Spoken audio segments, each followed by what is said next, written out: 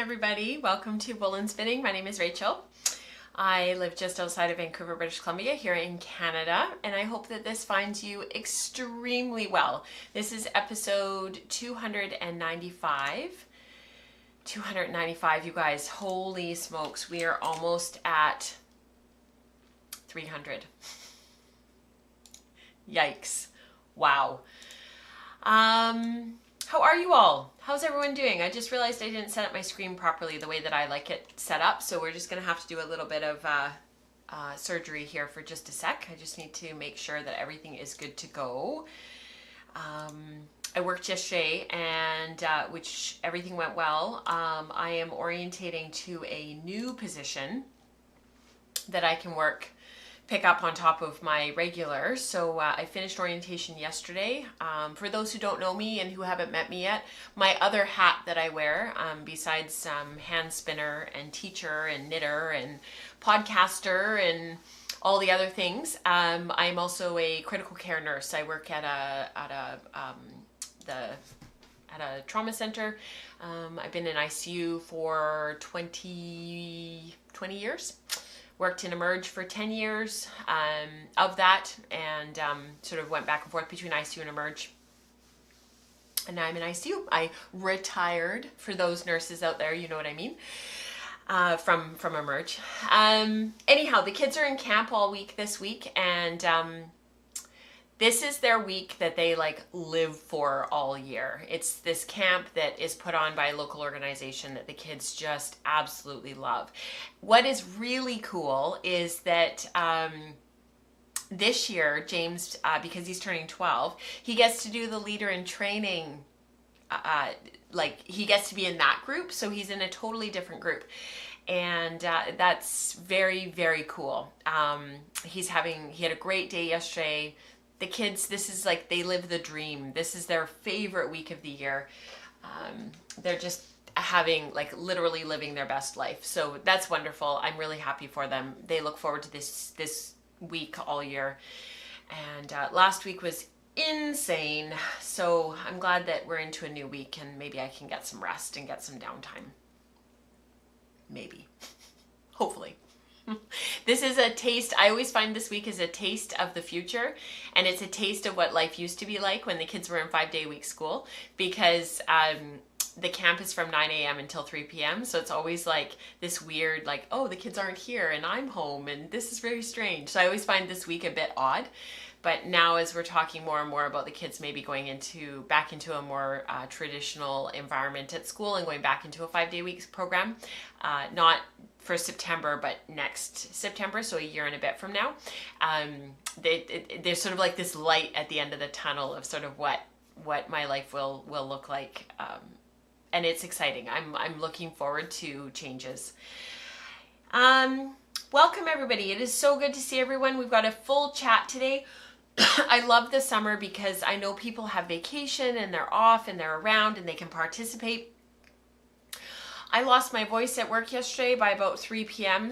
and it really hasn't come back that well today. It's still a bit rusty. I'm finding my throat's really super dry, and I haven't had my voice, my voice was in and out all weekend too, which was very strange because we really tried to have a really quiet weekend. Obviously, we watched a lot of soccer. There was the semi-final for Copa America, and then the final for Copa America, and then there was the semi-final for the Euro Cup, and then of course there was the final for Euro Cup. We also had our local team play, and then we also had the Vancouver Whitecaps, part of the MLS, play on Saturday night at the same time as the Canada game for Copa America. And then our local team played on Friday night against the top team in the Canadian Premier League, the CPL, so we watched that. We didn't go to the game. We could have. It's down the street from us, but we watched a little bit of it. So yeah, lots of soccer, lots of spinning. I have a lot to talk about, and I think what we should probably do is do our little bit of housekeeping after the credits. We'll do a little bit of housekeeping, and then we'll just jump into all the things I've been working on, because I've been doing a lot of sampling, which we talked about a couple of episodes ago, about sort of talking about documenting that process and how I do that. And I had a palette cleanser, if you will, a little snacky spin, all that kind of stuff. So let's get right into it before I just waste all our time with small talk.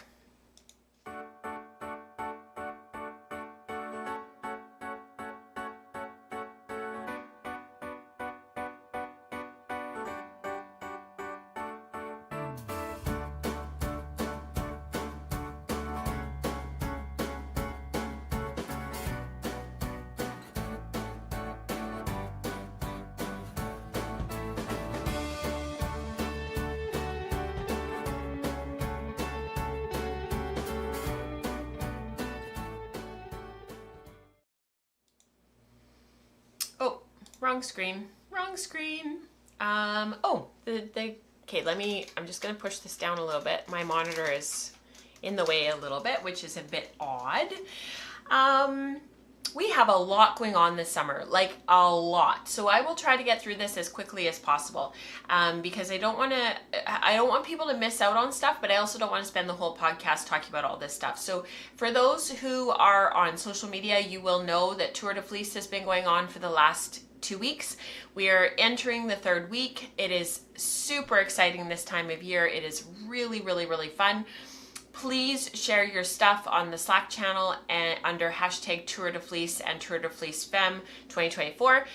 Tour de Fleece Femme is the women's race for Tour de France, and that starts in August. So we have a couple of weeks off, and then we start spinning again.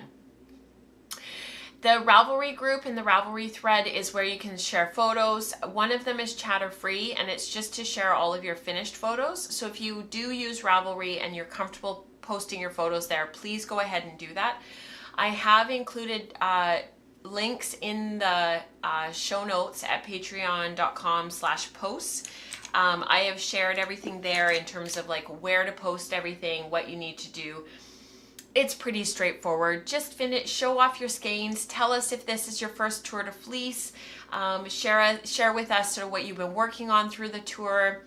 You guys know, even those where this is your first Tour de Fleece, I think you guys sort of have probably figured it out by now. You guys are pretty on it. So that's Tour de Fleece. Spindle spun season is what we do sort of from the summer solstice in June all the way through the autumnal equinox in September. That's in the northern hemisphere. In the southern hemisphere, obviously, it's from the winter. Isn't equinox when it's winter equinox till the spring, and so it's just kind of the opposite, because of course southern and northern hemispheres. And so we call it spindle spun season, because those who are down under are spinning through their winter, those who are up here are spinning through the summer. We used to call it spindle spun summer, but then obviously we had a whole hemisphere that was left out, so we changed it to season to stick with the SSS. There is a Slack channel that is associated with this. It's hashtag Spindle Spun Season 2024. And then, of course, there's a Ravelry group and a Ravelry channel as well. All of the post that went out for this to help you guys to navigate all of this and to keep it all straight is here. I've just popped it into the live chat. And you guys will be able to sort of see where to find everything, where to post all your photos, and really Spindle Spun Season. I think we're at the point now in our community where it's probably 6 and 1, half does the other if somebody's a spindle spinner or a wheel spinner. There's a lot of people in our community that call themselves spindle spinners first, which is really cool and something that I have very intentionally worked towards over the last few years, basically since the spring of 2020, because there were so many people that really, during the pandemic, they really wanted to be at home, learn how to spindle spin. There were some amazing spindle spinners in our community who are just so unbelievably generous with their knowledge and generous with their help and guidance and helping people find spindles and helping them get started and helping them to wind beautiful cops, which is the part of the spindle that holds all of the yarn, and just amazing. And so because of that, we've ended up being as a community that really celebrates spindles and spends a lot of time spindle spinning. It's very cool. So jump into Spindle Spun Season. If you're not a spindle spinner yet, use the hive mind and ask for help, ask for direction, because they will almost overwhelm you with the amount of information and help that they will provide. And then lastly, we've got our Emotional Chicken Spackle Spin and Knit Along is what Spackle stands for. That will be starting later in August after the tours are done. So I'll talk about that more once we get sort of further into the summer. And that's just going to be really fun. The Emotional Chicken is a pattern on Ravelry. It is hilarious, and it's just kind of captured everybody's imagination. So hopefully during the tour you've spun a little bit of yarn, or maybe you spindle spun season, you've spun a little bit of yarn, some samples, something that you want to knit into your chicken. I think there's also a crocheted chicken now, I think, and there's clothing. Diane, who's part of our community, she drew my attention to the clothing that you can make for your chicken now. So we're just gonna have fun with it. It's meant to be completely silly and just really fun. And I hope that you guys join in with the knitting once we get to it. We did a knit along last summer with our hand spun that people spun during the tour, and that was just really, really fun. It brought the community together. It was a wonderful way to finish off the summer up here and the winter down under. And I'm looking forward to doing something a little bit different, so something that's more like a toy. I'm trying to figure out where I'm going to put her when she's done. I'm hoping I can like put her on a shelf or something back here. We'll see. All right. We are also embarking on our 2-year book study. We're using Sarah Anderson's book, The Spinner's Book of Yarn Designs. This started back in January. You guys who've been following the show for a while, you guys know about all of this. Spinning Pearls comes out on Sundays. It will be a little bit different for August. There's only going to be one. It is brand new. I recorded it this month. I've edited it. It's ready to go. It's kind of exciting, something a little bit different. So there's only going to be one Spinning Pearls in August. There won't be that steady drip on Sundays because I created something completely new. The Wool Circle streams every Tuesday, so when the live stream isn't happening and the podcast, which is kind of the heart and soul of wool and spinning, when I'm not here, Rebecca is here and she hosts the Wool Circle, and that's every Tuesday at 10 a.m. Pacific. So basically same time, same place. There's always something happening on Tuesdays at 10 a.m. Spinning Staples is kind of like the study group that goes with the book, with Sarah Anderson's book. So if you want to get in a little bit more detail, you want to have some discussions about what you're learning in the book. Maybe you don't even have the book, but you're following along with what me and Rebecca are putting out there, and you want to have a group of people that want to learn with you and want to study with you, and you want to improve your spinning. That is the group for you. And they meet every Thursday, every other Thursday, the second and fourth Thursday of every month at 12 noon Pacific. The Zoom links for Queries and Explorations and Spinning Staples goes out privately through Patreon in your direct messages, or I post them in the private Slack channel. So one of those two places, the links do not change. They're always the same week in, week out. Queries is the other dedicated Zoom group that is run by me. We meet on Saturdays, on the second and fourth Saturday of every month. This month got a bit messed up because we have so much going on next weekend. I feel like the weekend of the 27th, it was like life just kind of like threw up all over that weekend. We have so much on the calendar. I don't actually know how we're going to survive, but it'll be fine. We'll figure it out. So we've moved Queries this month only to this coming Saturday. So this month is on the second and the third Saturday. So we're meeting this coming Saturday, and I'm looking forward to seeing you guys. And that is everything. I think that's all for that stuff. Woolen Spinning Radio was released on the 1st of the month. It was my conversation with Melissa of Melly Knits. For those who follow her on Instagram, she is a powerhouse of productivity when it comes to carding, washing, creating fiber prep for spinners. Her thing is woolen spinning, woolen yarns, woolen prep. She's a wealth of knowledge when it comes to fleeces and fiber and working with sheep fleece. She loves burn pile fleeces and stuff that's kind of the dregs. She breathes new life into it. So definitely have a listen to Woolen Spinning Radio, and that is available wherever you get your audio podcasts. So anywhere, Spotify, Google Play, or Google Podcasts, which is going away. So Spotify is the main place. I use Pocket Casts, C-A-S-T-S, Pocket Casts, iTunes, whatever works for you. You can grab that and just search Woolen Spinning Radio. The Zoom groups are the grassroots groups that meet throughout the week that are run by members of our community that are passionate about spinning and are passionate about just building community. Spin group just met this morning. I'm so sorry I couldn't jump in with you guys. We had no food in the house, so I had to run and grab some food. So I wasn't able to join this morning. Normally I am able to. Our other spin group is on Thursdays at 8 a.m. British summer time. So that group captures Australia, it captures Down Under. It also captures Europe. That's run by Eve. The Tuesday group is run by Glenda. And then Fridays at 8 a.m. Pacific is Alternates Weaving and Fibre Prep group. That is run by Lisa and Dion. Sometimes Glenda jumps in to help them out. Right now, they are spinning for Tour de Fleece. So that group, that Friday morning group, has kind of morphed into Tour de Fleece spinning. And then finally, book club. We have picked our next book, Tenant of Wildfell Hall by Anne Bronte. I haven't gotten my copy yet, but I will. I thought I had one on the shelf because I have all of the Bronte books. I don't have that one. So weird. We'll be getting together on July 28th on the Sunday at 12 noon Pacific to discuss that book. And I am hoping that actually is a date that I can actually go. So I'm hoping that happens, that I can actually do it. Because so often on Sundays recently we've had soccer and a couple of other things. So just like, random stuff that we normally don't have. And then for whatever reason, I just haven't been able to join book club. And I love book club and I read the books and I love to be able to hear what you guys think about them and discuss them. So I hope that's everything. If I've missed something or something's not clear or you're wondering about something or you want to jump in and you're just not sure where to start, just reach out to me. I would love to have a conversation. You can reach out to me on Instagram at Woolen Spinning. You can reach out to me on Patreon. You can send me a direct message. Just go to patreon.com/woolenspinning and you can actually message me directly. There's a button that says like message creator or something like that. You can message me on Ravelry, and you can also email me, Rachel at Welford Pearls, P-U-R-L-S, pearls like we're purling.com.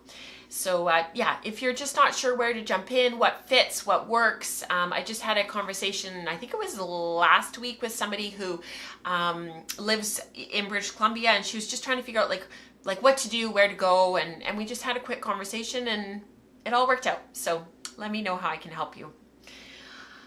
I have a lot to share with you in terms of like projects that I'm working on and stuff that I'm doing. I think probably what we should do is start with the palette cleanser. So the yarn that I spun this past week, that was sort of like it was like a palette cleanser. So let's start with that. We'll talk about spindling after we're finished talking about spinning, because some of these projects that are sitting here we'll get through relatively quickly. And so I'll move my spindles off to the side. We'll talk about those in just a moment. I know some of you are just like spindles, spindles, spindles, and I totally get it. So we'll do that after. And let's start off with the stuff that I'm actually, that I've spun over the last couple weeks.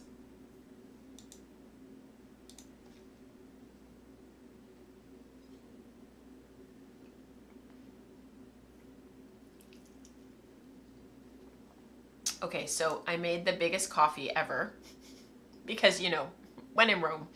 I overfilled my mug a bit. Here, I'll see if I can show you guys. The foam has come down a little bit, but it wasn't like super smoke and busy at work yesterday, but it was steady. And of course I was orientating, so I was trying to, trying to absorb everything. And this morning just felt like a 2 coffee morning. I drink decaf. I don't drink a lot of caffeine just because I get palpitations every so often, not all the time, but once in a while. And I think it was from years and years of drinking just an unbelievable amount of coffee when I worked in Emerge, and like an entire pot a day. And I've just slowly weaned myself off of it, where I just have 1 a day and it's decaf and I really enjoy it, and then I move on. But for whatever reason, sorry, the camera keeps shaking. I don't know why. I secured it and everything. It just keeps shaking. So I'm trying not to touch the table, but it's not working. Anyhow, today just felt like a 2 coffee day, especially because I feel like I'm losing my voice. All right, so spinning. This little bitty skein here, I am so in love with it. I don't even know what to say about it. I was actually going to take a whole bunch of like glamour shots of it. I was just going to take like a ton of photos, and I was going to put music to it, and I was just going to let it play across the screen and not say anything. I was just going to be like, take like 15 or 20 photos that would take, a couple minutes to play through for you guys. And it would just be like, da, da, da, da, da, cause it just, this yarn. So let me tell you about this fiber. My dear friend Dion sent this to me, and what happened, she was probably like thinking I was like the worst person ever, because what happened was she had vacuum packed it for me and she'd sent it just letter mail, which was brilliant. If you guys are trying to send wool and fiber and stuff around the world and you're trying to do it in an affordable way, vacuum pack it, you guys. Send it letter mail. That is what Long Way Homestead does from Manitoba, because she's sending Fibre Club all over North America and parts of Europe, and I'm sure it goes further than that. And the way to keep the costs down is she just vacuum packs it and she sends it via letter mail. I also had a recent conversation with Melissa of Melly Knits, because we had said, Rebecca and I had mentioned on a recent I know you don't really, Dion. On a recent episode, she had said, we had said that you're not supposed to be sending raw wool back and forth over the border. So, and I talked to Melissa about it afterwards, and because she had a whole bunch of questions recently about that. You absolutely are allowed. It has to be from, the origin has to be from that country, but Canadian law for agricultural imports and stuff, you are absolutely allowed to bring in raw wool. So just setting the record there. So what ended up happening was she vacuum packed it and she put it in this beautiful envelope, and Dion's a calligrapher, so she had this beautiful penmanship on it. And so I had this like beautiful little package from her with the Corriedale in it. This is Corriedale. And it's unbelievably soft and it's crimpy and springy, and it was just beautiful. And so what ended up happening was I kind of ended up just leaving it. And I put it on my bookshelf in our room, and I just kind of stared at it. And I just left it. And meanwhile, I'm spinning all this other stuff and I'm doing all these other things, and it just kind of got like put off to the side. So anyways, I just, with all of this, I'll tell you about this spin in a few minutes. And I've got another big spin that I'm working on that we'll talk about after. And we'll talk a little bit about my process with both of those spins. This just kept getting put off and put off and put off and put off. And it's not a huge amount of fiber, which was really nice because it really is kind of a snack. So what I ended up with, and let me just get my numbers here, is 200 yards. This little wee skein is 200 yards. It is 50 grams, which is just absolutely perfect. It's about 1,800 yards per pound. When you put these the fiber under a slight amount of tension, the yarn, sorry, not the fiber. When you put the yarn under a slight amount of tension, it comes out at about 14 wraps per inch. So when I'm knitting with it, I want to put that yarn, when I'm holding it, under tension with my hand that's carrying the yarn and throwing around the needle or picking. I'm a continental knitter, so I knit with my left hand.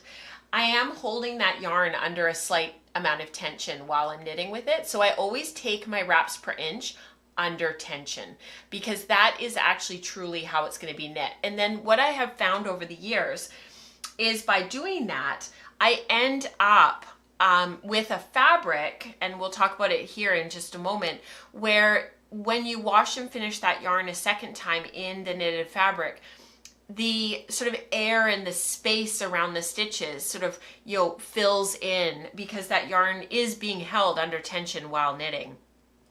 And then those knit stitches kind of bloom into that little bit of space as you've been knitting. So I just find I get a really accurate gauge swatch when I do that, when I take my wraps per inch under a slight amount of tension, and then I knit taking that into account, and it just fills in all of those spaces, and I don't end up with a fabric that is too loose or too boggy, has holes I can poke my finger through. And that's a big change for me over the last 15 years or so of spinning and knitting, because for a while there in the sort of mid 2000 teens, like sort of in the mid, like 2015, 2016, the big trend was to knit really, really loose and to use thin yarns and then knit them really, really loose. So you might take a lace weight yarn and knit it on 4mm or US size 6 needles. And the fabric just doesn't stand up. it just doesn't wear. Or at least in my experience, that's been the case. And if you're knitting something that is going to be high wear, especially under your arms, where the sleeves and the body of the cardigan can rub, or sweater can rub, for me, I've really found that I want a fabric that's more structurally stable, that has that doesn't have that. It might not have the same drape that you can get when you knit more loosely, but for me, that space between the stitches fills in really beautifully once you wash and finish the yarn, and it creates that slight amount of elasticity.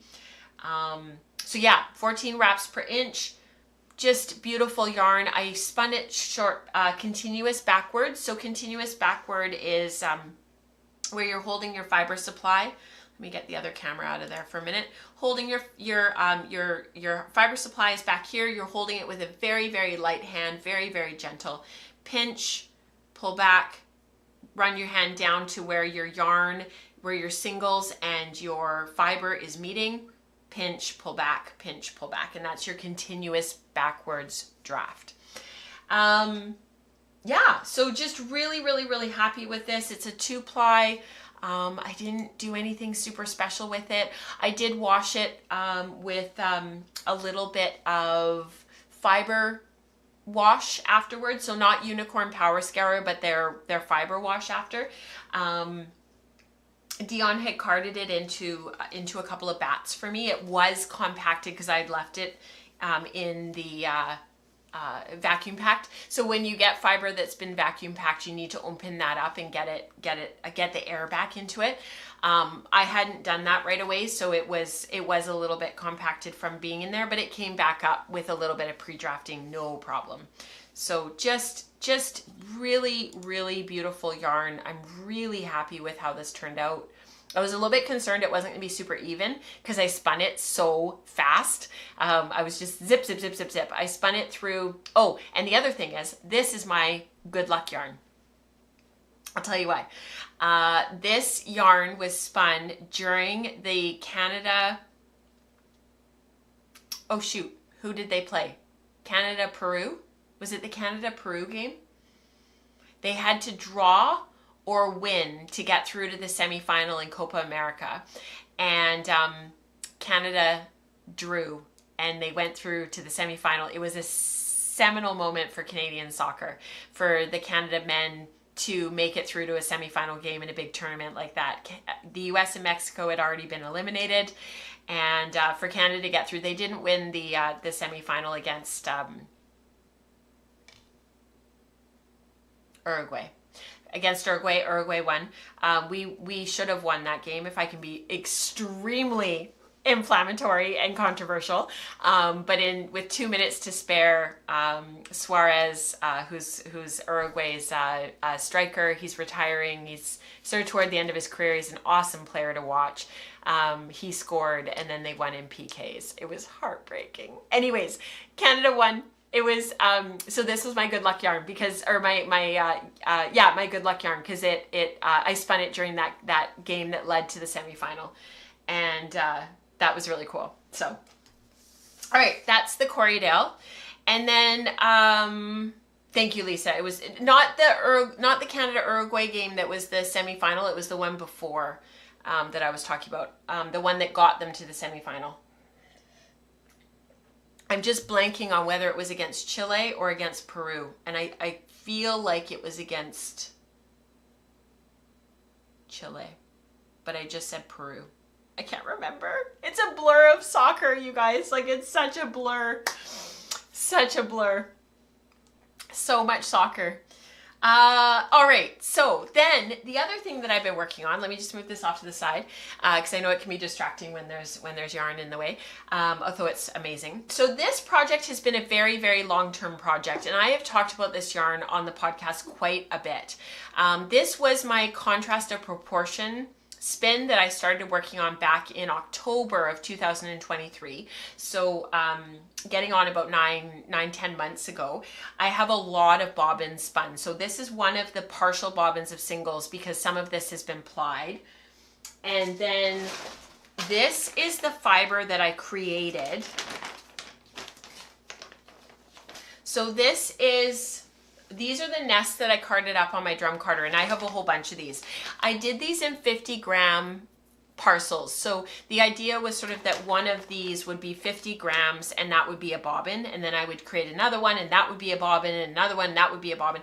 And it was mostly just to keep my percentages correct, because the blue is, the targi is 2/3 of the total weight of fiber. And the yellow, gold, kind of green, orange, which is an organic Polworth with silk blend from these are all deep stash fibers that I've had for years that I just want to use up. That's 1/3. So 2/3, 1/3, contrast to proportion, complements. It was all in that content way back when. And then 2% of the entire blend. So I took that into account from the 2/3 of the blue. Within the entire thing is 2% sari silk, and that's that really gorgeous dark blue that you see in there, and some of that teal. There's a little bit of purple, and it's all blended in there, and that's all sari silk. So 2% of it is sari silk, and so I subtracted the 2% from, so basically 1 gram of 50 grams is the 2%. And so that 1 gram, I just did 1 gram less of the blue. Does that make sense? Lots of math. So I carded all this up. This is another bobbin that's ready to be spun. This is actually the last collection of these 50-gram fibers that I have to spin. I have 2 more to do to card up to create these. And then that'll be all of the fiber used up. So I'm gonna go ahead and spin that all, do all of that. Yeah, that's right, Lisa. It was the draw against Chile on June 29th. That was the game. That's the one I was talking about. That's when this Corriedale got spun. So I did a whole bunch of sampling with this fiber and this yarn back for that October content. And probably what we'll do is when I'm finished this yarn, we will go back and talk about sort of the start to finish. I'll show you the original samples that was from that original content, and then we'll go all the way through. But basically what I've been doing is spinning those 50-gram bags to a bobbin. So this one got quite a bit of the singles got plied off of it. So I'll add to this bobbin now that I have it so empty. So this will get added to, I'll put this back on my wheel, I'll get it spinning again, and I'll spin all of this to that bobbin. And then what I did, now which one is the one that's been plied? Yes, this one. Okay, so these 3 are singles. This one here is the up ply.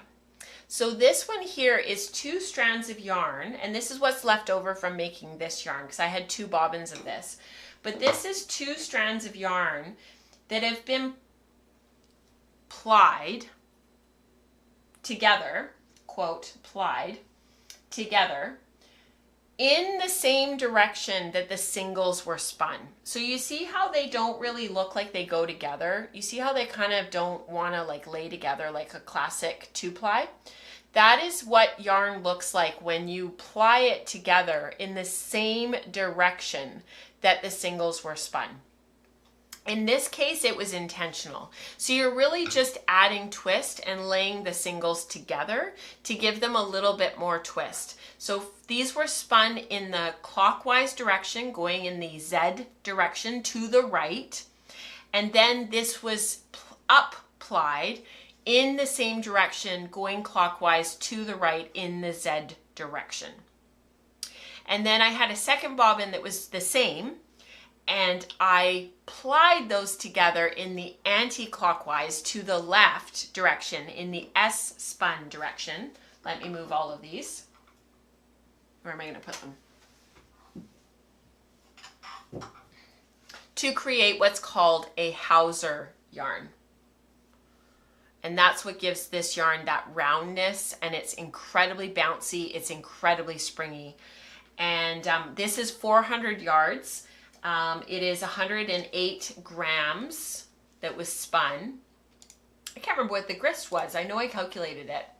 Let me just quickly check it. It was 430 yards, 108 grams for this skein, because I re-skeined it because I knit a gauge swatch.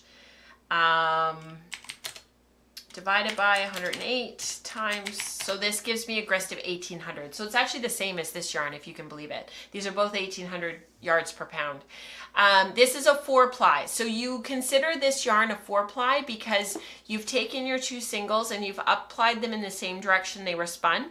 And then you take your other 2-ply that you've applied and you take those 4 strands and you ply them in the opposite direction. So you end up, you finish with an S-spun yarn that's spun anti-clockwise, that's spun to the left. And that's what the yarn looks like. It's very gray. It does have an undertone of blue for sure, almost like a khaki, kind of a bluey green kind of, but it definitely leans blue. It's very gray though. And you can see the knitted fabric is very, very gray. And doesn't have any striping because it's all blended together. So all of that yellow and orange and green that was in the contrast, the complement, it's all been lost. So that's all gone. There's no striping. There's no, but you can see a little bit of tweed from the sari silk. There's a little bit of tweed effect. So these pearl bumps here on my swatch, let me zoom in for you guys. These pearl bumps here on my swatch, and if anybody has, yeah, that's right, Rebecca, that's how you spell it, you're right.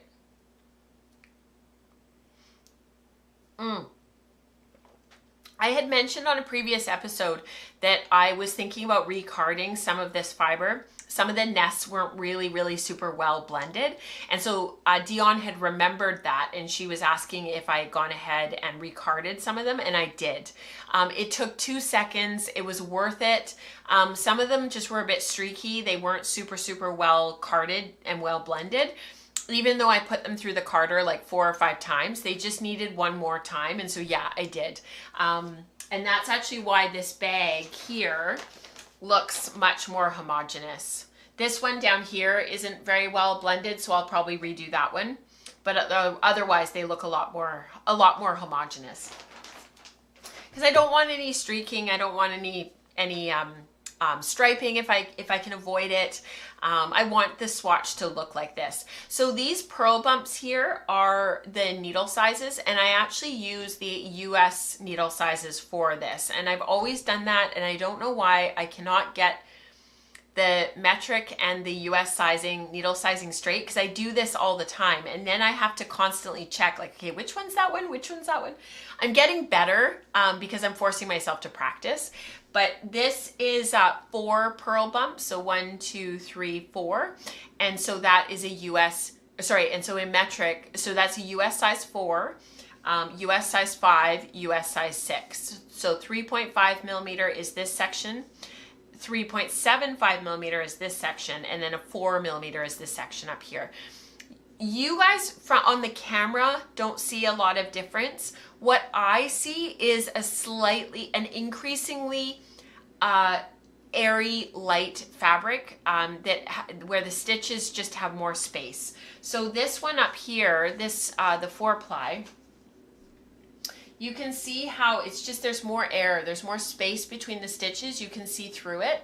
So as I pull the fabric apart, you can see my hands there. And but you can also see what incredible stretch it has and what memory it has, because it's gone right back to the same shape. It hasn't stayed stretched out like this. It's gone right back. And that's the beauty of Hauser yarn. It's very stretchy, and it feels like a commercial sock yarn. Like it feels like commercial socks that are spun and knit in a factory. That's what this feels like. It has a slight texture to it that's hard to put your finger on. It just has a firm twist to it, and it feels like commercial socks, like that you would buy in the store. That's to me what this feels like. And actually it was my friend Felicia Lowe of Sweet Georgia that was able to articulate that, because I was showing her my Hauser socks from years ago that I did back in 2017 when we did all of that sock content for those who've been around for a long time. And I was like, these feel like something. They have a feel. She's like, yeah, they feel like my socks on my feet. And she was wearing like Adidas socks or something. This one, the middle one, the 3.75 millimeter needle, I suspect that this would just be an absolutely perfect gauge to knit this yarn up at. It just has a lovely feel to it. It doesn't have the holes that are created quite to the same extent. But the superior fabric is the 3.5 millimeter. It just makes a beautiful fabric. And as I was knitting it, I was like, I'm not even gonna bother doing the other two. This is perfect. But I wanted the comparison. So when I'm going through and I'm swatching, I have zero investment in what the stitches per inch are. I don't worry about what the needle is, what the needle measurement is. I don't worry about anything. I just want a fabric that I like.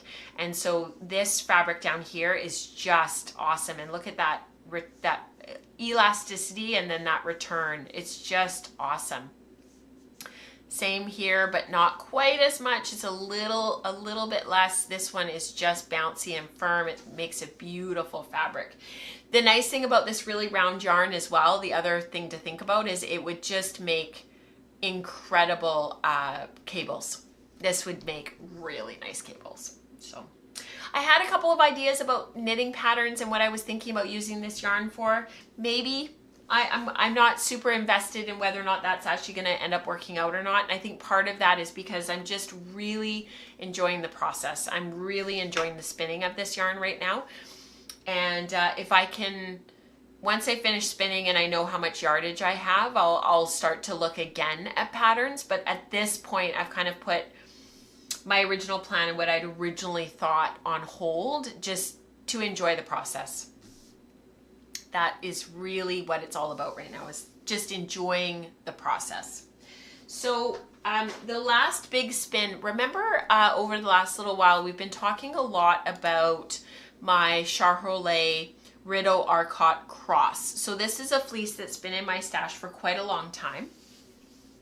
Oh, great question, Dion. She's wondering what, before we go into the Rideau-Arcott, she was wondering how many stitches I cast on for my swatches. So this is a pretty standard size swatch for me. This is pretty, like, most of my swatches look like this.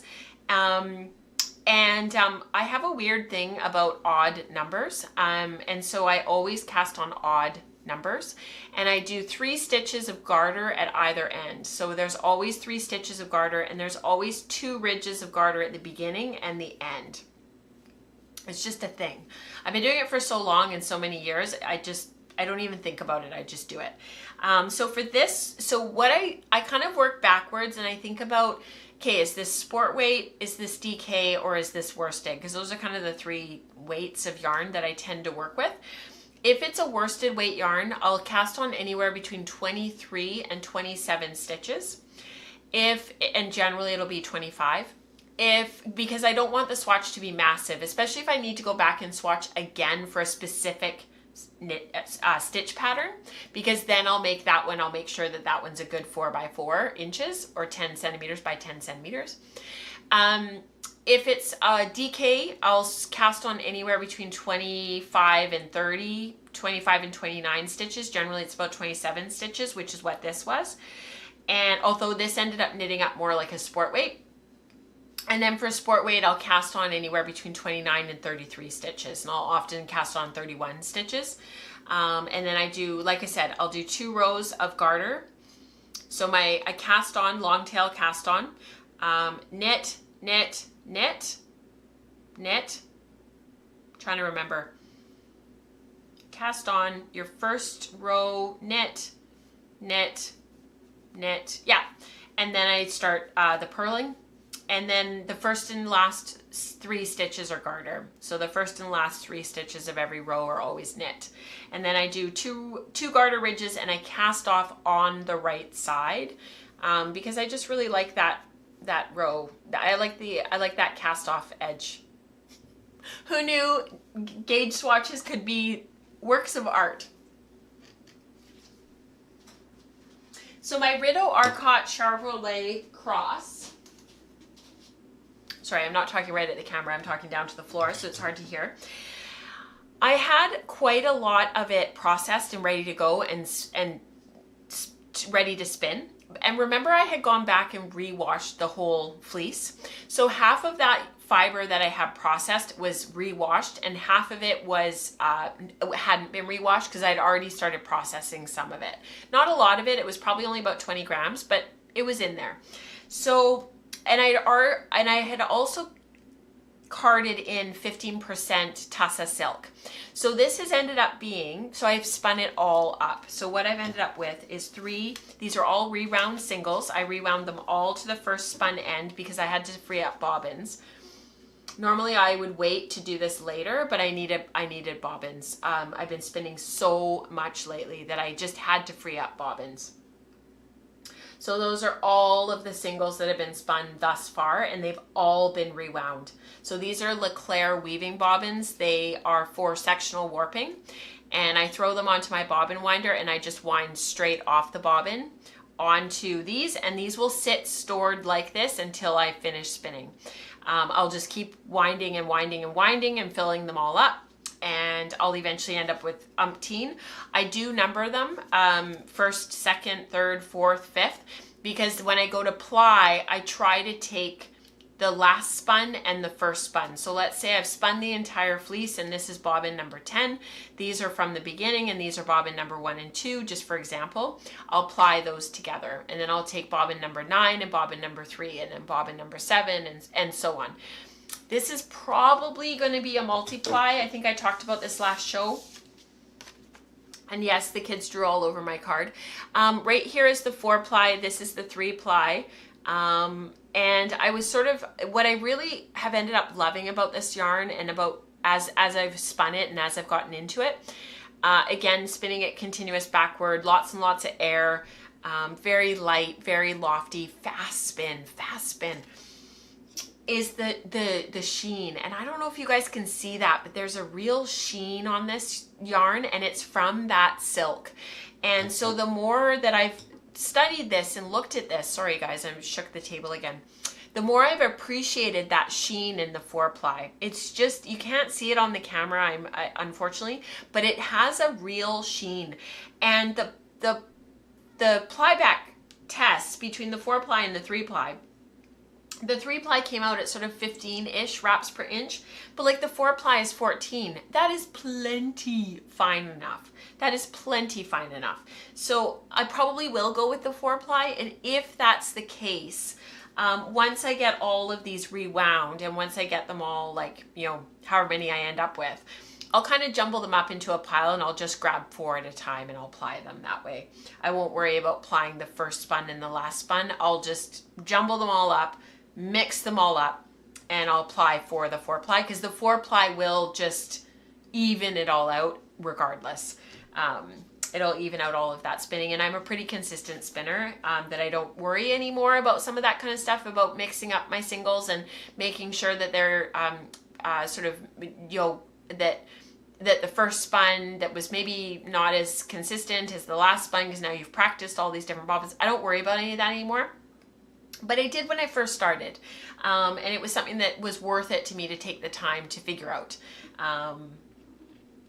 So yeah, I'm really happy with how this yarn is turning out. Now it's a matter of getting more prepped and getting more carded and ready to go for the next batch of spinning, because I actually don't have any more of that fiber prepped. I have a bunch of it lock popped and ready to card, but I haven't actually carded it. So I need to do that next. The last thing that I have that's like a big skein of handspun to show you is another skein of Toothy. This fiber has been going on for a very, very long time. This is from West Coast Color, who's Lynn Anderson. She's located in Tappan, British Columbia, just outside of Salmon Arm in the Okanagan here in British Columbia. So she's about 4 hours from me driving. And I have been steadily spinning up this fiber. When I don't have anything else to work on, I spin this fiber. I don't talk about it on the podcast particularly because it gets really repetitive. But what I have ended up doing is just spinning singles. I just keep spinning singles, keep spinning singles. This was my original plyback test. Spin skeined and compacted in its little bag for a long time. This was my original little sample that I did, and it's just a little sample because the fiber is it's Woolpool. It's a little tiny bit coarser, slightly higher micron count, so sort of more in the high 20s. It might even be in the low 30s. And I started off spinning it continuous backward. I was kind of playing with short backward, where you just go like draft on, and I was playing a little bit with short forward, but nothing was really working. And the reason for that is because the more I spun with this fiber and the more that I played with it, and this is a 3-ply, the more I really found that the varying staple lengths in the fiber, because it's just a jumble of everything. There's super short, there's super long, there's 4-inch staples, 5-inch staples, there's 1-inch, like it's everything. So I could have done one of two things, and I went through this whole sampling process on the podcast, and I talked about it, and we kind of got into the weeds about it on one of the episodes. I could have combed out all of the short bits and ended up with just an unbelievable amount of waste, composted it, carded it up into some super short stapled bats. We talked about it. The yarn that I got from just spinning it and all the different ways of drafting it and whatnot resulted in the 3-ply, because I thought, I want something really round. I want a 3-ply, something I can make into a really hardy sweater. This looks awesome. But in the end, there's so many different staple lengths that really the best way of spinning it for me, without pulling all of the short stuff out and ending up with a handful of short stuff after spinning, was actually to long draw it. And so that's what I've been doing. And I've just been sitting at my wheel long drawing it.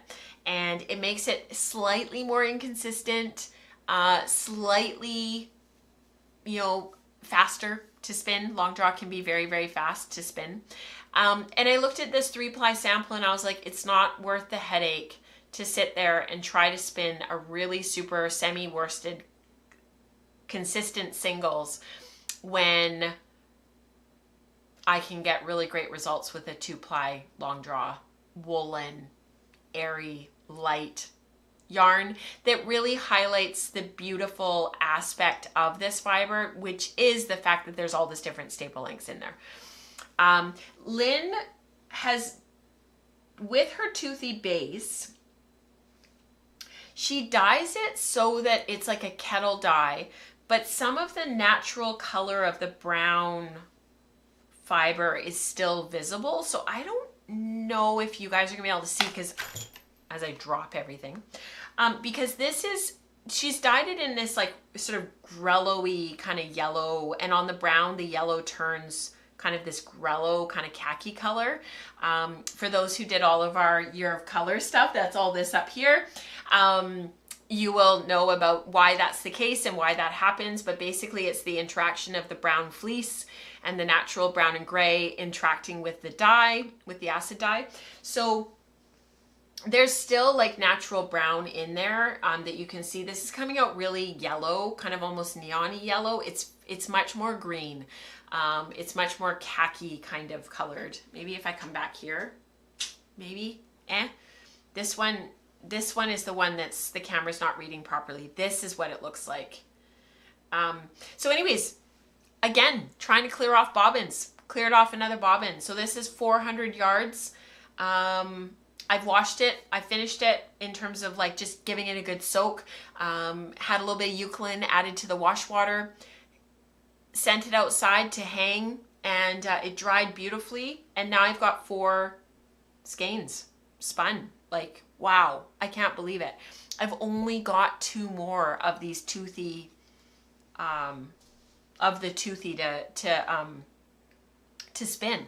And I think I started off with 5 or 6. Yeah, 5 or 6, something like that. And I think I've only got 2 left. Like it's ended up being a really fast project because I've just been working on it in the background. I have been spinning it on the same wheel. I've been spinning it on my Magicraft Rose. The Rose is set up in the same way that my Magicraft Susie is. They're both set up at 27-to-1, 28-to-1. And I've just been spinning it, like keeping one bobbin free to spin just the Toothy. This skein that I plied on the weekend during the Argentina Columbia game, was all of the bobbins that I kind of amassed from plying all of this stuff and running out of bobbin space when plying and leaving partial skeins, partial bobbins. And so this is a compilation of all of that plied. And so now I actually need to start fresh and spin more singles. So that's where I'm at with the Toothy. And we'll talk about it some more as I get further on and as I get finished with that project. The reason for two-plying it and for creating sort of lace weight, very, very light fingering is to weave with it. So I'm hoping for more than enough yardage to create just a huge amount of wool fabric. Yes, it's for a coat. Yes, I have the pattern. Yes, we will get to it when we get to it. That's a years-long project. Thank you, Linda. She says, very pretty brown. Yeah, it's perfect for weaving, Rebecca. You nailed it. Exactly. Love the color posters so much. Thank you so much. I found them at an art store in Vancouver, and I got the frames right away after. And I wanted to get the warping board down off that wall because I'm not using it very much right now. And I just thought, you guys need to have an opportunity to look at something a little bit prettier. And so I found these and I thought, perfect. And they were the right price. It was just great. It was meant to be, you guys, meant to be. And now we have a really nice backdrop, which is what I wanted. Okay, spindling. Holy smokers, we have a lot to talk about.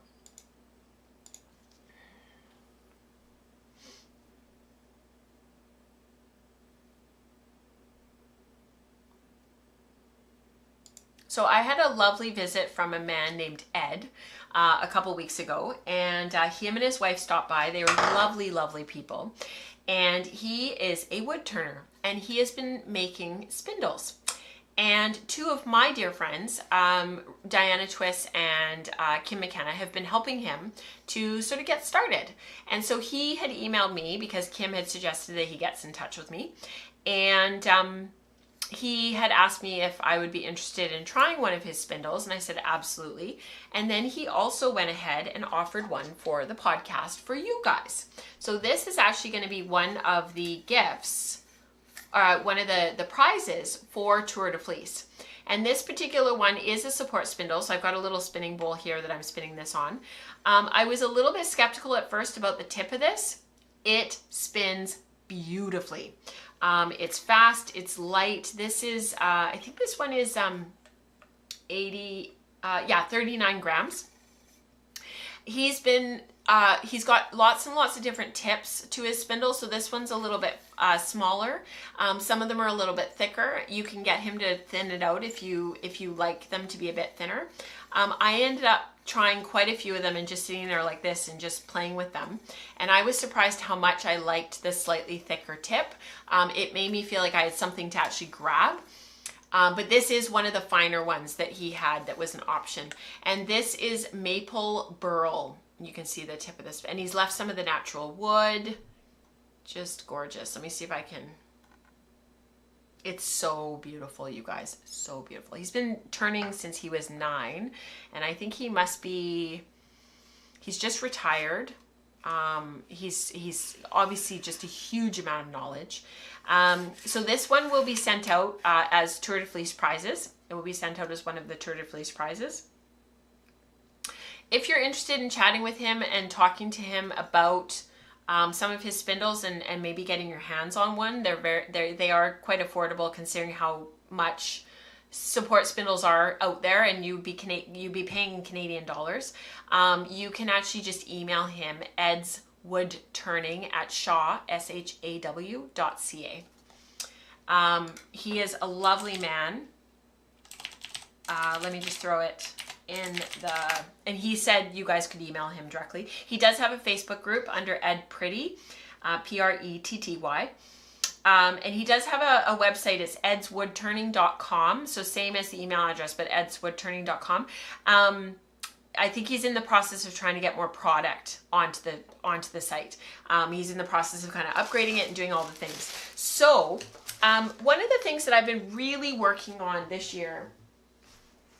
summer, is, and the other thing I wanted to say about it was something that we often don't talk about as hand spinners, but is really actually quite important, is if you see this little nail here, you probably can't see it super, super clearly, but it's right there.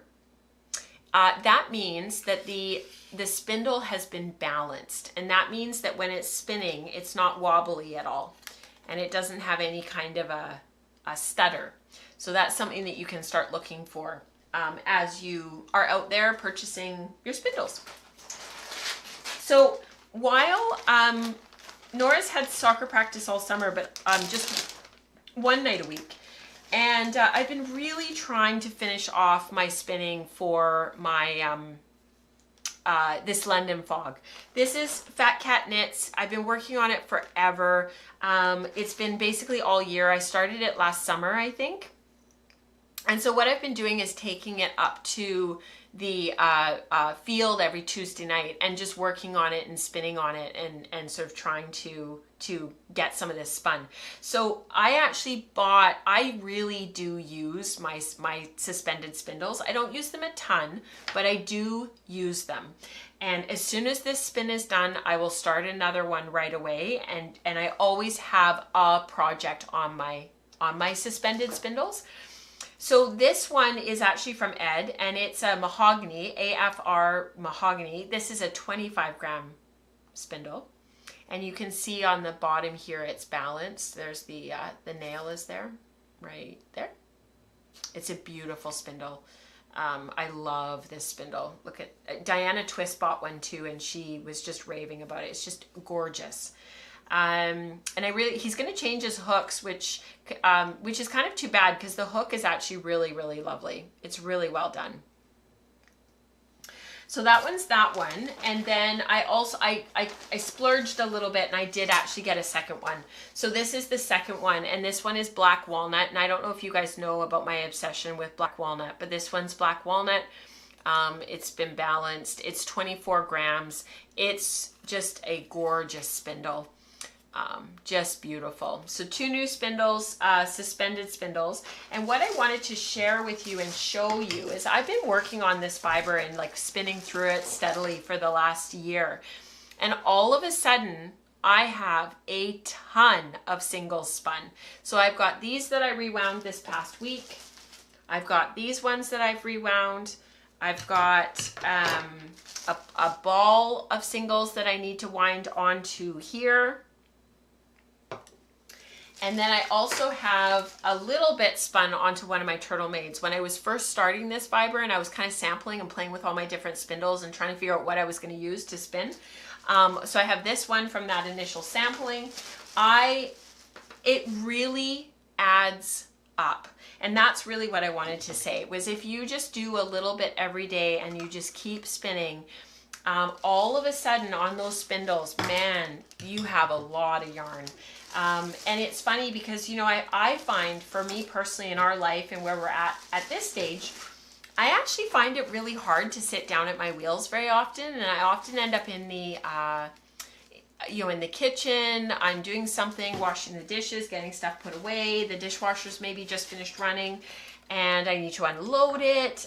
Whatever it is, it's really hard for me to find that time to sit down and sit at my wheel for any length of time, just at this particular stage that we're at.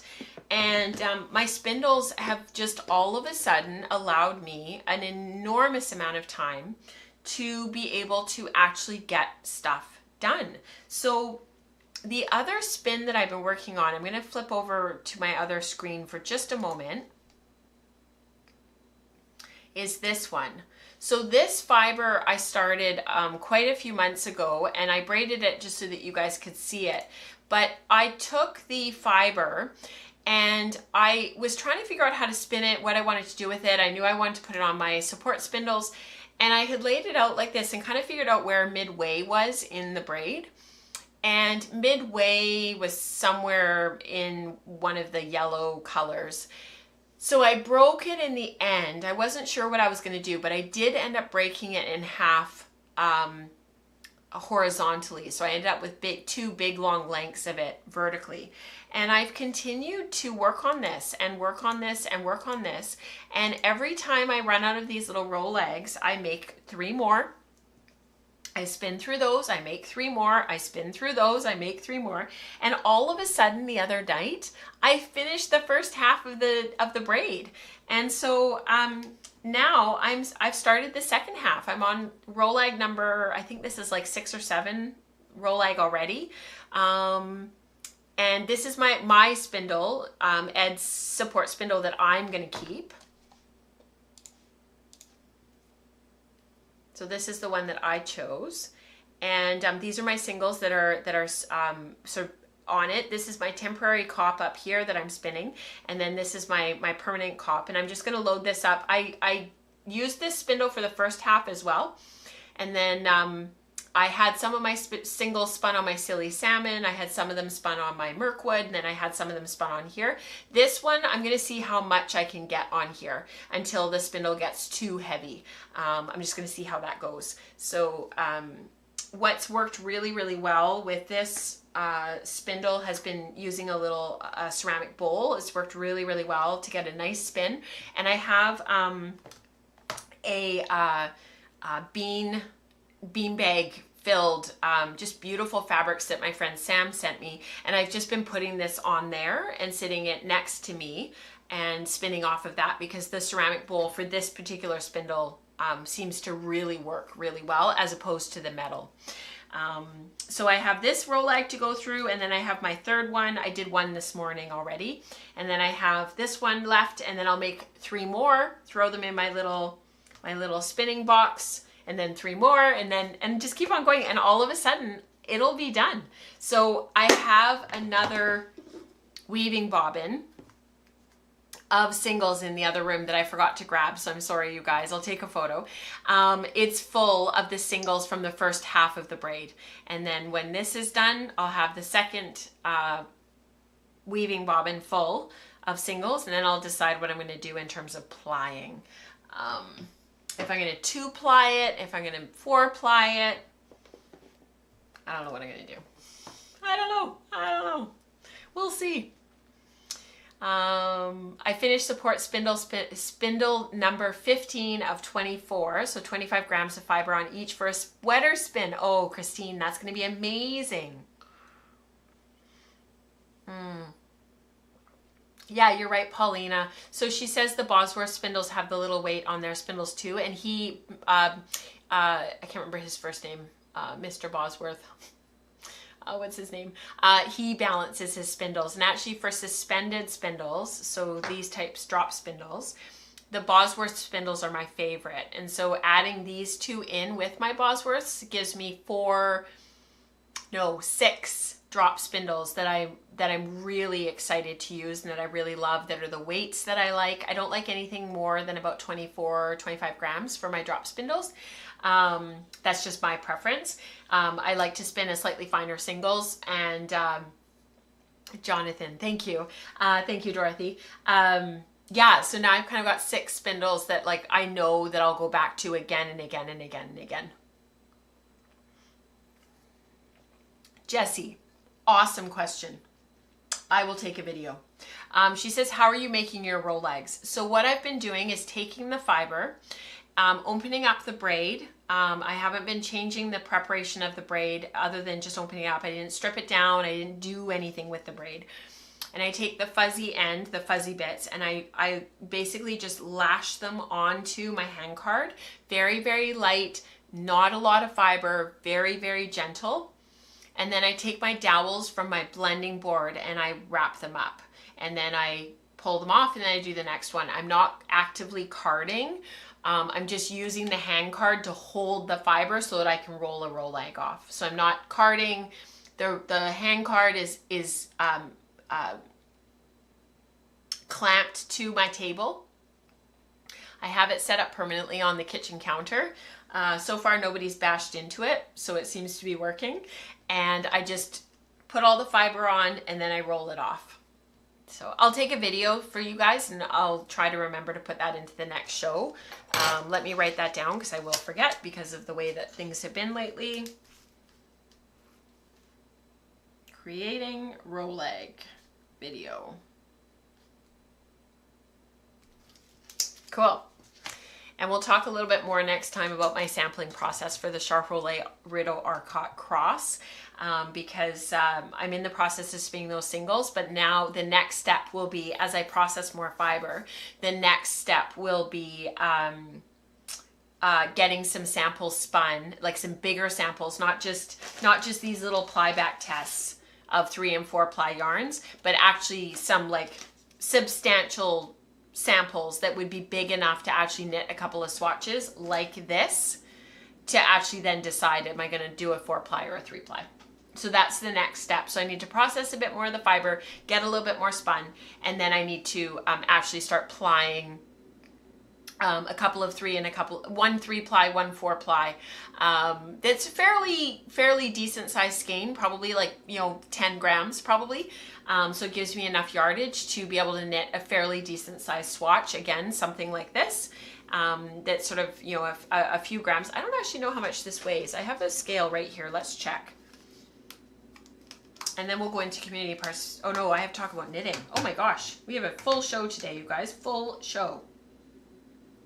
Okay, so this little knit swatch is 6 grams. So if I do a knit swatch that is, a skein, a sample skein that is about 10 grams, then that gives me 6 grams for knitting, and then it leaves me with a 4 gram sample skein. So that's probably what I'll do. All right, let's talk about knitting.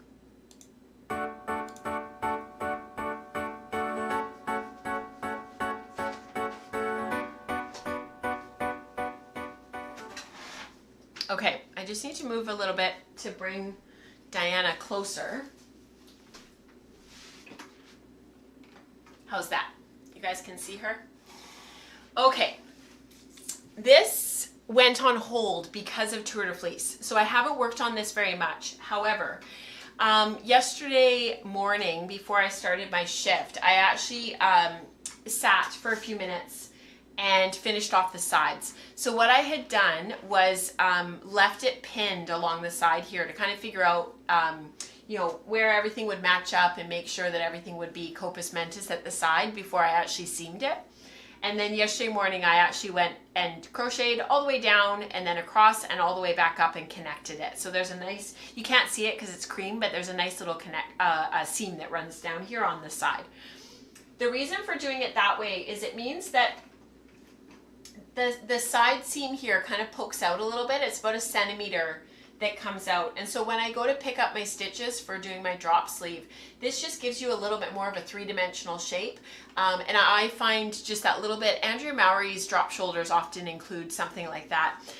They just give you a really nice fit under here, and it just makes the arm fall a bit more naturally. It gives you that 3-dimensional shape of that arm sky folding properly, more like how a seamed in or a fitted shoulder seam works.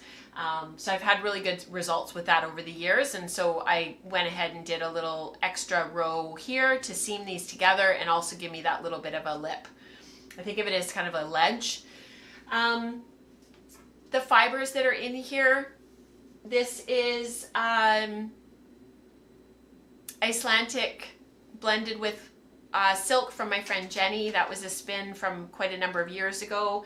This is the dark one is my Frisian from my Frisian sweater. There's Suffolk, gray Suffolk. This is merino. What else is in here? There's Disdero Ranch Romney mohair is in here from my Albion sweater. There's Corriedale. No, sorry, this is Cheviot. There's CVM blended with Tessa Silk from Small Bird Workshop on Vancouver Island. What else is in here?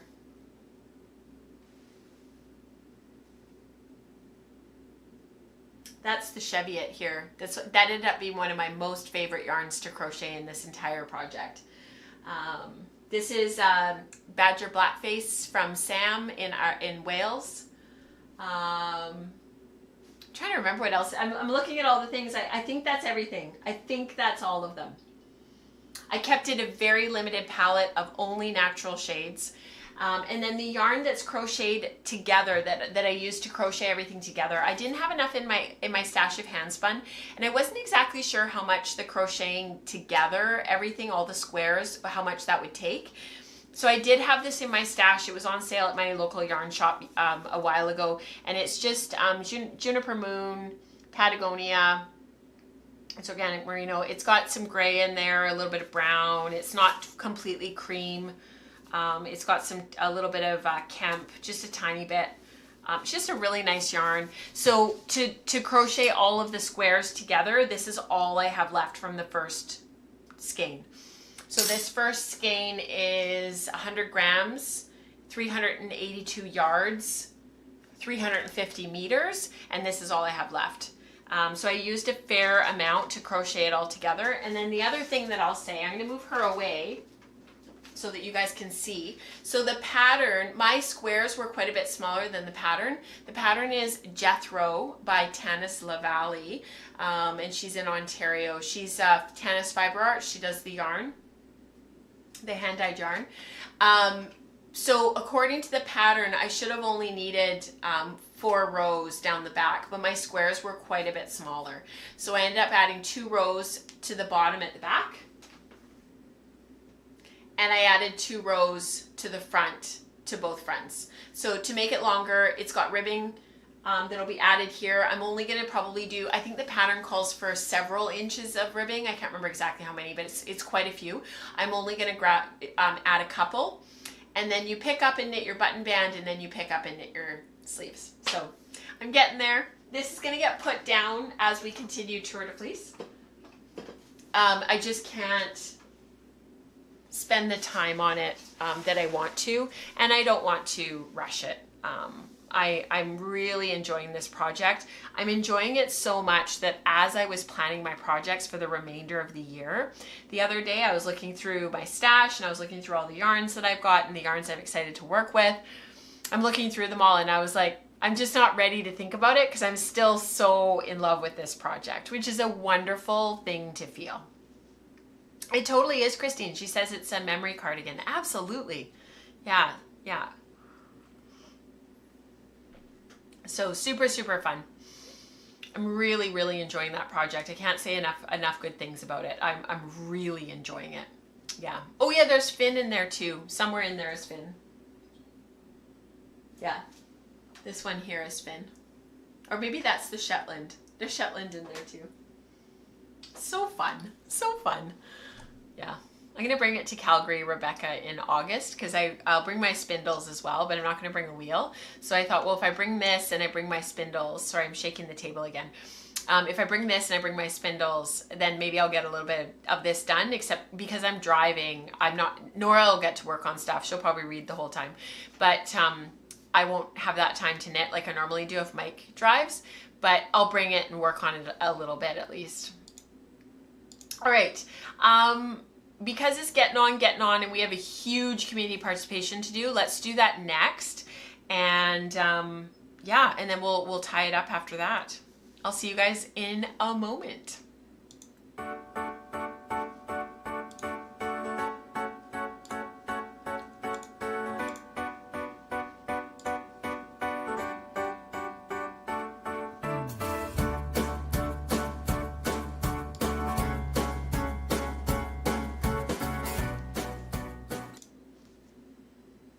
All right, I can feel my voice going, so we're gonna do this without me reading a ton. So feel free to pause if you see somebody's project and you wanna read a bit more, but it's just gonna get way too long. All right, so because we've got Tour de Fleece going right now, there's just a ton of photos from our community. I've been trying to post stuff on stories, on Instagram, sharing what you guys are working on. Please tag me so that I know to share your stuff. You can use hashtag woolen spinning. You can tag me at woolen spinning, whatever works for you. It's been really fun to share a few people's stuff already during the tour, so don't hesitate to inundate me. I love seeing your stuff. But hashtag woolen spinning is probably the easiest, and then at woolen spinning is the other one, because then it gets me directly. This is from Hannah, 100 grams of finished BFL singles, Just beautiful, Hannah. I love the color. And I was wondering actually if this particular BFL was maybe a gray, because it looks gray. Like the base BFL, the base fiber is maybe gray, and then it's been dyed over top. I just thought this was just beautiful. Gorgeous spinning, Hannah. This is from Tashi. She's done a ton through the tour. It's been really fun to see her amass tons of bobbins as well. 6 bobbins, 6 days, plus a bit on the next bobbin from Angelica's Fleece. She's been working on this for a while, and I know she's really excited to get this one done. I think she's hoping for a sweater spin. I think her plan is a big sweater. So great. Love that gray. This is from Dania. Oh, sorry, there's little quotes there. I don't know why. I just loved this photo for the soft, pre-drafted, just pre-attenuated, beautiful fiber. Dania, this is just beautiful spinning. And this is her rambouillet that she's been working on. This is from Ellen. She has been doing a ton. 6 hours and 20 minutes resulted in 30 cops. And this is off of her, I think, Ellen, are you still here? I think you are. This is off your pendulum wheel, I think. Is that correct? And we've got some recorded video that Lisa took of Ellen talking about her pendulum wheel while she was spinning on it, that I'm hoping to get out to you guys next month once I get a chance to edit it and download it and all that kind of stuff. Just beautiful, Ellen. This is from Megan. So she was timing herself. I thought this was really interesting. She wanted to see how long it would take her to spin, like doing her normal spinning, without checking for plyback tests, inconsistencies, interruptions from her kids, all that kind of stuff. She wasn't trying to race. She just wanted to do her normal spinning with all of those things that happen throughout your life. And this took her 33 minutes. And you know, when I first started spinning, I actually did this a few times, and I timed myself so that I could keep track of, okay, if I'm going to do an article for Ply Magazine, or if I'm going to do content for Patreon for you guys, how long roughly is that going to take? And it's enlightening. So if you're curious about how long it takes you to make your yarn, time yourself. It's very cool. Oh, thanks, Ellen. She said they're from the regular great wheel, and then the white wool is from the pendulum. Cool. This is from Shauna, day 6 of Tour de Fleece. Beautiful spinning, Shauna. So cool to see how far you've come. This is from Lisa, Tour de Fleece skeins thus far. And then the one at the top here on the nearest to us photo is a cage yarn. And so she wanted to show a close-up photo of what it looks like. And it is skookum. It is so cool. You could do so much with that color management wise, man. Beautiful spinning, Lisa. I'm losing my voice. This is from Kat. What a finish. Had to stop spinning and turn my full attention to the TV.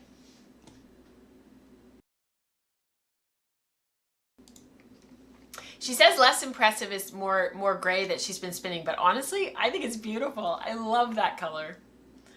This is from Dion. So much color. Oh, Dion, your spinning is just beautiful. This is a Merino Gotland alpaca silk long draw. It's on the very far side there, Tour de Fleece day 3. And then the closest one is Inglenook fiber. Beautiful. Can't wait to see these plied. Also from Dion, this is more long draw. She's been just long drawing up a storm, this girl. She's doing such a beautiful job.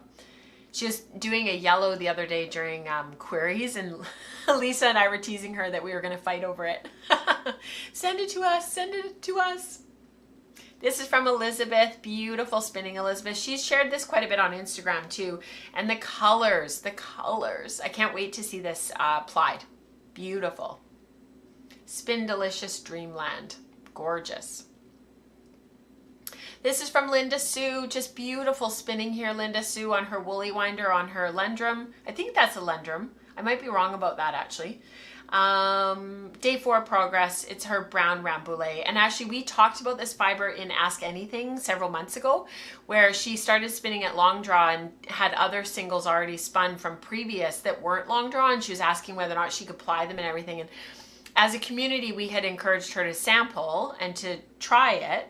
Also saying probably it won't be an issue and to go ahead. And she's just found sort of renewed enthusiasm for this project and has been working through it. It's just been so much fun to hear about it.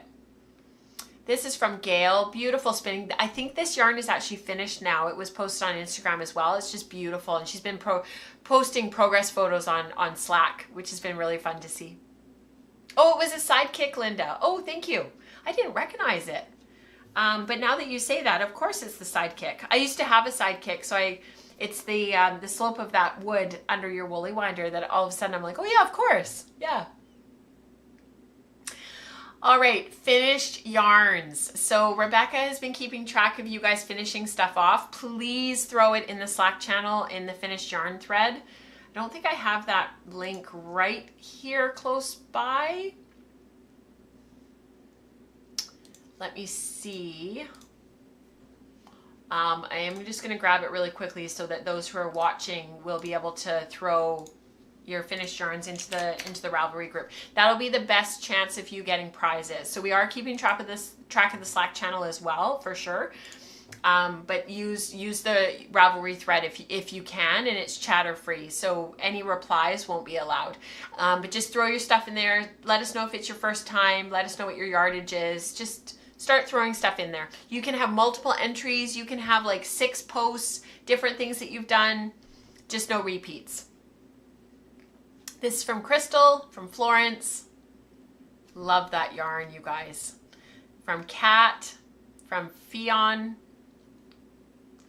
I always want to say Fion, but it's Fion. It's like Dion, but Fion. Beautiful name. It's from Hannah and Sarah. Beautiful. This is from Kat as well. I wanted to show this because she included 2 super coiled yarns that she did. The yellowy orange and then that red gray one. Those are super coiled. Oh, I love super coils so much. Those are from Megan, part of her color spins I think that she's been still working on. Beautiful. It's part for a colorwork sweater. All right, spindle spun season. Like I said, it's 6 of one, half a dozen of the other in our community, whether your people are spindle spinning or wheel spinning. So what you guys have been working on. This is a big spin that Diana's been working on, my friend Diana Twist. She's been gathering these over time, and she's been making 2-stranded plying balls. She's been doing singles, like just spinning and spinning and spinning, and then just gathering them up. And now she's started to ply some of them. So there's 723 grams of yarn in that photo there of all that plied yarn. Beautiful, Diana. This is from Danny. I love this photo. Look at those glass spins. Just beautiful. Gorgeous. Homemade merino Polworth silk rolags. I know, isn't that true, Lisa? So she just said in the chat, Tour de Fleece is like Christmas for those of us who love bobbin shots. That's how I feel, and I wish there was a way to keep some of this momentum going throughout the year, because to be honest with you, this is when I get really excited about spinning again, and I get really excited about sampling and projects, and I feel like for me, this time of year is like the new year, because I feel that excitement for the yarns that we're making, the yarns that people are spinning. I love Tour de Fleece, and I miss that momentum and that energy that Spinzilla gave us. Same, you know, it was that week of just full out spinning, and yeah, it's like Christmas. This is from Dorothy. Beautiful Rambouillet from Three Waters Farm. Just gorgeous, Dorothy. This is from Rebecca from her sabbatical and her travels that her and her family are doing. This is 50-50 Rambo and Kiviot that she blended before she left for her trip. And then she's also been working on a 50-50 Targhee Kiviot that she's been spinning on her spindles while they've been gone. Just beautiful spinning, Rebecca. Just gorgeous. And from Simone, filled up one spindle shaft and removed the whirl and started another. Beautiful, gorgeous spinning. It's her Dancing Goat spindle. If you guys haven't looked at Dancing Goats, highly recommend. It's a bit, the shipping is a bit too much to send to Canada, but honestly, their spindles are beautiful. And I love the idea of being able to move the spindle whirl around and be able to just work on the sticks and then leave the one spun, move on to the next one, leave that one, move on to the next one. I just think that's brilliant. Oh yeah, we have the Ravelenics this year. So the Olympics for knitters and spinners for over on Ravelry. That happens every 4 years when we have the Olympics. So that's really cool. Yeah, you're right, Rebecca. I'd totally forgotten about the Ravelanics. Thank you so much, you guys, for sharing what you do and for doing what you do, for being so just unbelievably generous with your knowledge. I really appreciate it. You guys have been just a powerhouse of knowledge and experience and expertise this year. It's been really, really fun to watch. And as our community grows and as we welcome new members, it's been wonderful to see you guys just embracing everybody and bringing them on board so unbelievably quickly. I really, really appreciate that. In the meantime, over the next couple of weeks, I hope you guys have a wonderful couple of weeks. Next Tuesday, we've got the Wool Circle streaming, same time, same place. It will be a premiere because I will actually not be home and able to stream it that day. So if anybody's interested in just seeing what the Wool Circle is all about, if you join the live stream that day, you'll be able to see it because it will be public just for the time that it is streaming. Yeah, we've talked about that in the past, Christine, the spindle spun season, having it 4 times a year to line up with all the equinoxes and the solstices.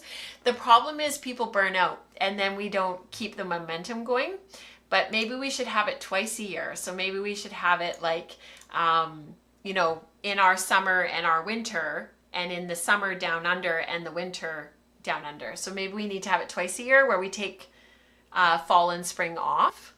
We need to talk about something. Keep the momentum going.